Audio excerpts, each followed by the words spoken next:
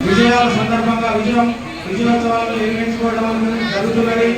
ఈ ప్రజా విజయోత్సవాల సందర్భంగా గవర్నమెంట్ ప్రతిష్టాత్మకంగా 1వ తారీఖు నుంచి 9వ తారీఖు వరకు ఈ కార్యక్రమాలు నిర్వహించుకోవడం జరుగుతుంది. రైతులు, మహిళ మరియు నిరుద్యోగులకు ఉద్యోగ అపాయింట్మెంట్ లెటర్స్ కూడా ఉన్నటువంటి కార్యక్రమాలన్నీ కూడా ఈ మధ్య గౌరవ ముఖ్యమంత్రి మరియు మంత్రులు, ప్రజాప్రతినిధులు ఏర్పాటు చేస్తున్న కార్యక్రమాలు మనం చూస్తున్నాం. అదేవిధంగా ఈనాడు ఆర్టీసీలో కూడా ప్రజాపాలన మరియు ప్రజా విజయోత్సవాల సందర్భంగా గౌరవనీయులు మన వచ్చినటువంటి గౌరవనీయులు సత్యనారాయణ సార్ గారికి మరియు కౌన్సిలర్ మిత్రులకి మరియు ఇతర ప్రజాప్రతినిధులకి ప్రింట్ అండ్ ఎలక్ట్రానిక్ మీడియా మిత్రులకి మహారాష్ట్ర కోసమే గవర్నమెంట్ వచ్చిన తర్వాత ప్రప్రథమంగా చేపట్టినటువంటి కార్యక్రమమే మహిళలకు ఉచిత బస్సు ప్రయాణం. మన ఎంపీ గారి ఆధ్వర్యంలో కూడా ఆర్టీసీ ఆధ్వర్యంలో సక్సెస్ఫుల్ గా అమలైనటువంటి పథకం మహిళలకు ఉచిత బస్సు ప్రయాణం మహాలక్ష్మి పథకం. Thank you sir, thank you very much. ఈరోజు ఆర్టీసీలో ఈ మహిళలకు ఉచిత బస్సు ప్రయాణం అనేటువంటిది ఉన్న బస్సులతోటి, ఉన్న వనరులతోటి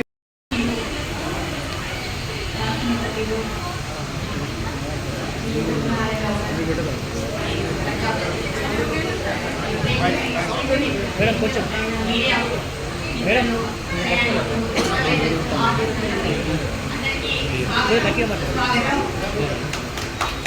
రాష్ట్రంలో ప్రజాపాలన విజయవంతంగా ఒక సంవత్సర కాలం పూర్తి అయిన సందర్భంగా తెలంగాణ ప్రభుత్వము ప్రజాపాలన ప్రజా విజయోత్సవాలు కార్యక్రమాన్ని నిర్వహించడం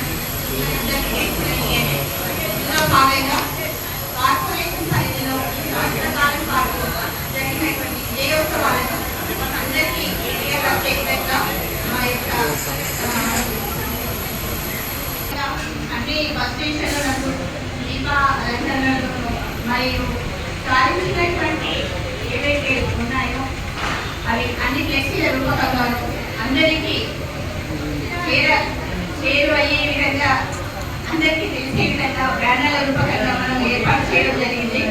ఇందులో భాగంగా 2023 డిసెంబర్ 9న ప్రతిష్టాత్మకంగా మహాలక్ష్మి పథకం మన కాంగ్రెస్ ప్రభుత్వం వచ్చిన తర్వాత ఫస్ట్ హామీగా మనము ఇది ఏర్పాటు చేసిన విధంగా ఒక ప్రతిష్టాత్మకంగా ఉంది.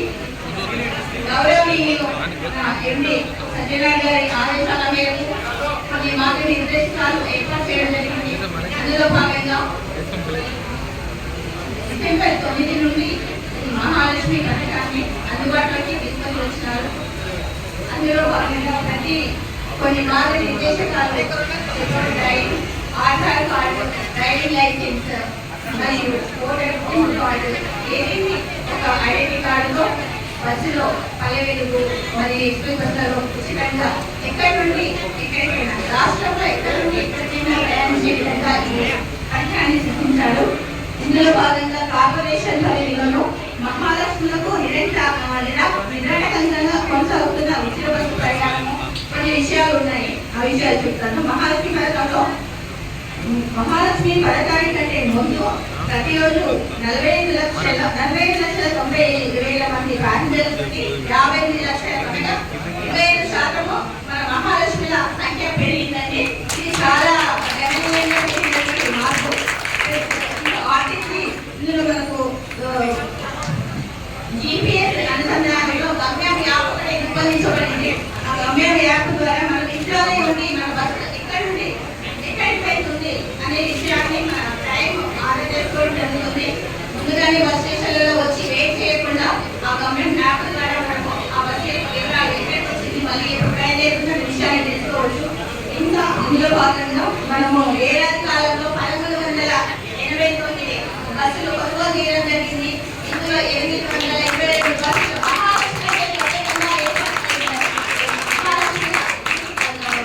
ఏర్పాటు చేయడం జరిగింది సార్. తర్వాత అన్ని బస్ స్టేషన్ అన్ని బస్ స్టేషన్లలో కొన్ని మార్పులు ఇంకా ఉన్నటువంటి సీటింగ్ క్యాన్లు కానివ్వండి, సీటింగ్ కానివ్వండి, ప్లస్ వాటర్ ఫెసిలిటీ కానివ్వండి అన్ని కల్పించడం జరిగింది. మరియు ఈ హైదరాబాద్ కరీంనగర్ నిజామాబాద్ నుండి కాలుష్యం తగ్గించడానికి ఎలక్ట్రిసిటీ బస్సులు ఏర్పాటు చేయడం జరిగింది. మరియు కార్గో సర్వీసులు హైదరాబాద్ డోర్ డెలివరీ కూడా ఒక కార్యక్రమం చేపట్టడం జరిగింది. ఇందులో ఒక బస్ కాంట్రాక్ట్ లో కూడా మనము ఇంతకుముందు 18,200 నుండి 13,300 వరకు అమౌంట్ తగ్గించడం జరిగింది.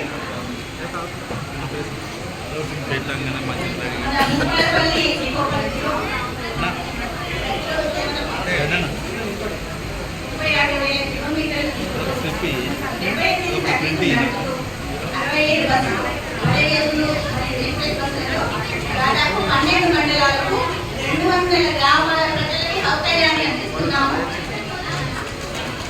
ఇందులో భాగంగా ప్రతిరోజు సగటున 42,000 మంది ప్రయాణికులు మన బస్సులో ప్రయాణిస్తున్నారు. అందులో మహాలక్ష్మిలో 29,000 గమనార్హము. డిసెంబర్ 9, 2023 నుండి నిన్నటి వరకు 3,48,000 మంది మన యొక్క ఈ మహాలక్ష్మి పథకాన్ని వినియోగించుకున్నారు మన జిల్లా పరిధిలో. తర్వాత సుమారు 42,68,00,000 ఆదా చేయడం జరిగింది. మహాలక్ష్మి పథకం తర్వాత మన వరంగల్ రీజియన్లో ఉన్న 9 డిపోలలో మన భూపాలపల్లి డిపో ఆక్యుపెన్సీ రేషియో గతంలో 65% నుండి 100% పెరిగింది.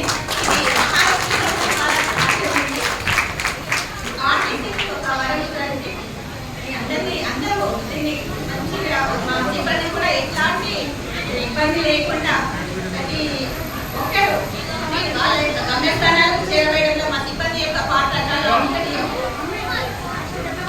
ముందు కూడా అవసరాన్ని బట్టి ఏవైనా ఉంటే తీసుకొని మరి సౌకర్యం ఏర్పాటు చేస్తామని తెలియజేస్తూ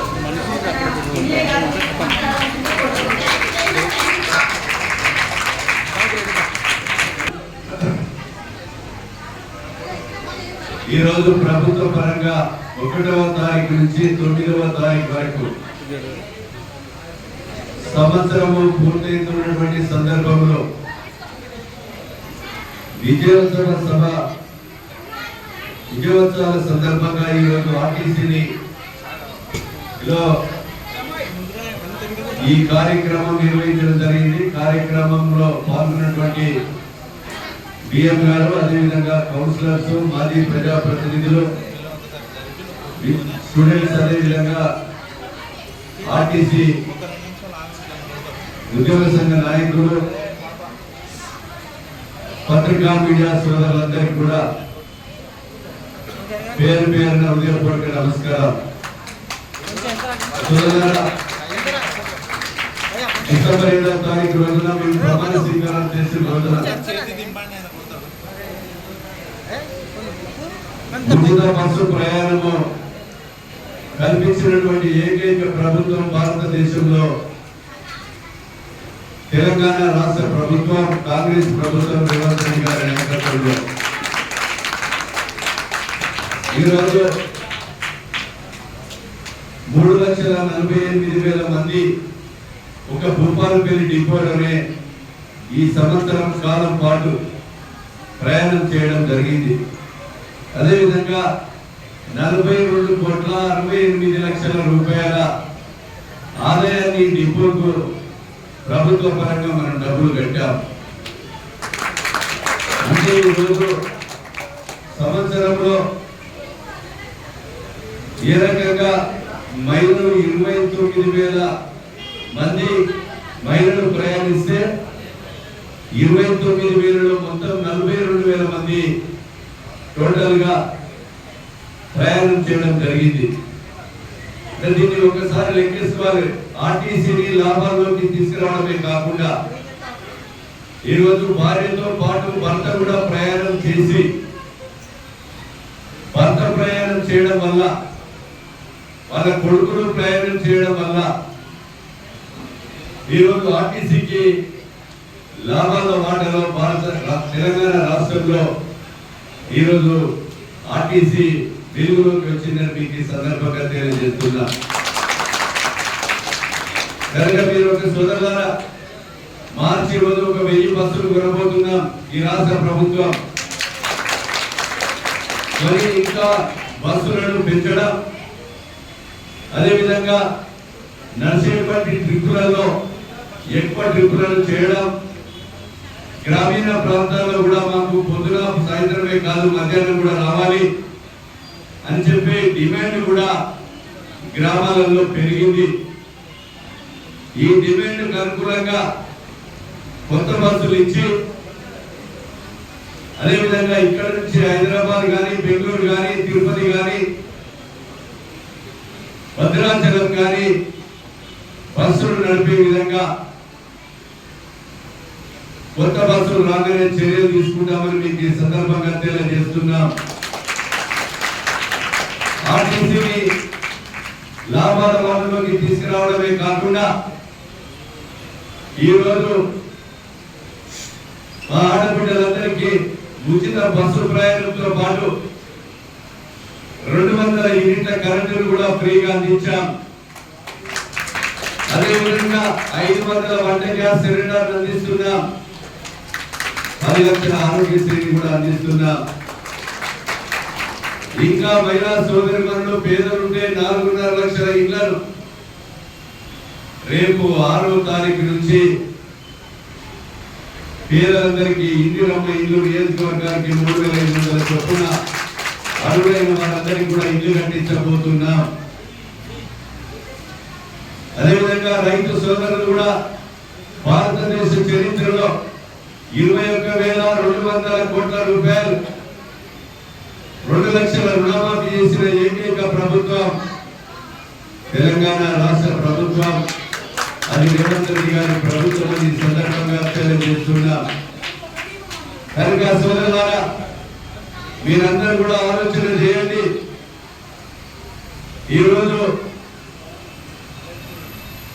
రైతు సోదరులు ధాన్యం పండించేటువంటి, వడ్లు పండించేటువంటి రైతులకు కూడా సన్న వడ్లు ప్రతి ఒక్క కుటుంబానికి సన్న బియ్యం అందించాలనే ఒక ఉద్దేశంతో మార్చి నుంచి దొడ్డు బియ్యం పనిచేసి ఉగాది నుండి మీకు ప్రతి రవాణా సౌకర్యం కొరకు కూడా పంచాయతీరాజ్ రోడ్డు నుంచి 3,000 కోట్లు ఈ నియోజకవర్గానికి 100 కోట్లు తెచ్చాం. ఆర్ఎంపీ ద్వారా కూడా 100 కోట్లు తెచ్చాం. బస్సులు ఎలాంటి ఇబ్బంది లేకుండా నడవాలనేటువంటి ఆలోచనతో రవాణా సౌకర్యాన్ని పెంచడమే కాకుండా మౌలిక సదుపాయాలు కూడా చేస్తూ వాళ్ళ ప్రభుత్వంలో శ్రీమతి సోనియా గాంధీ తెలంగాణ రాష్ట్రం ఏర్పాటు చేస్తే మిగులు రాష్ట్రాన్ని 7 లక్షల కోట్ల అప్పు చేస్తే ఆ అప్పుకు నెలకు 6,500 కోట్లు విధి కడుతూ అప్పుకు ఈరోజు సంక్షేమ పథకాలు ఆపకుండా కొనసాగించడం జరుగుతుందని మీకు ఈ సందర్భంగా తెలియజేస్తున్నాం. కనుక సోదరులారా, ఈ రాష్ట్ర ప్రభుత్వం నెలకు 18,000 కోట్ల ఆదాయం వస్తుంది. 23,000 కోట్ల చిల్లర ఖర్చు అవుతుంది. ఆ ఖర్చుకు వాళ్ళు 7 లక్షల కోట్లు అప్పు చేసి ఏం చేసిందంటే ఆస్తులు ఉన్నాయని చెప్తున్నారు. కాళేశ్వరంలో పిల్లర్లు కూలి 1,02,000 కోట్ల డబ్బులు నీళ్ల పాలైనవి, అది ఆస్తి. ఛత్తీస్గఢ్ నుంచి ఎక్కువ కరెంటు కొని 87,000 కోట్లు వాళ్లకు కడుపులోకి వెళ్ళినాయి, అది ఆస్తి. మిషన్ భగీరథతో పైపు వేసి పర్సంటేజీలకి సరిపోయి భూమిలో పడ్డాయి, అది ఆస్తి. ఇలాంటి ఆస్తులను మేము కాపాడినామని చెప్తున్నారు. కనుక ఈరోజు ప్రతిపక్షాలు కాంగ్రెస్ పార్టీ స్వతంత్రం తెచ్చిన పార్టీగా ఈ దేశం కొరకు ఇందిరాగాంధీ, రాజీవ్ గాంధీ ప్రాణ త్యాగాలు చేసినటువంటి ఒక పార్టీగా తెలంగాణ రాష్ట్రము ఏర్పాటు చేసినటువంటి శ్రీమతి సోనియా గాంధీ నెహ్రూ కుటుంబంగా రాబోయే 4 సంవత్సరాలలో సోనియా, రాహుల్ గాంధీ, రేవంత్ రెడ్డి నాయకత్వంలో ఈ ప్రభుత్వం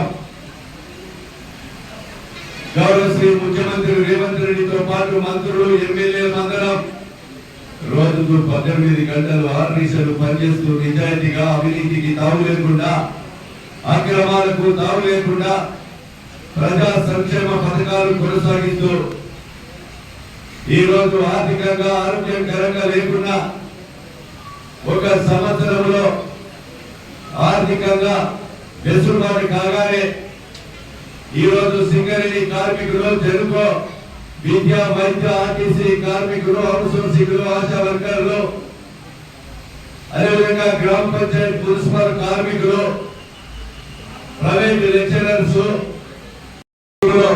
ఇంకా 10-15 సంవత్సరాలకు సరిపడు